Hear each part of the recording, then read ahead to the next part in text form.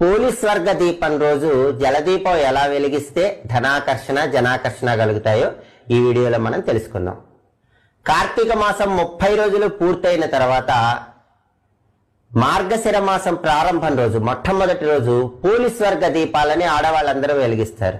దగ్గరలో నది గాని ప్రవాహం గాని ఉంటే అరటి దొప్పలో దీపం వెలిగించి నదిలో విడిచిపెడతారు. దీన్నే పోలీస్ వర్గ దీపం అంటారు. ఈ పోలీస్ వర్గ దీపం రోజు మీకు విశేషమైన ధనాకర్షణ జనాకర్షణ కలగాలంటే ప్రత్యేకమైన జలదీపాలు వెలిగించాలని పరిహార శాస్త్రంలో చెప్పారు. ఈ జలదీపాలు ఎలా ఉంటాయంటే పుష్ప జలదీపాలు ఉంటాయి, పర్ణ జలదీపాలు ఉంటాయి. పుష్ప జలదీపం అంటే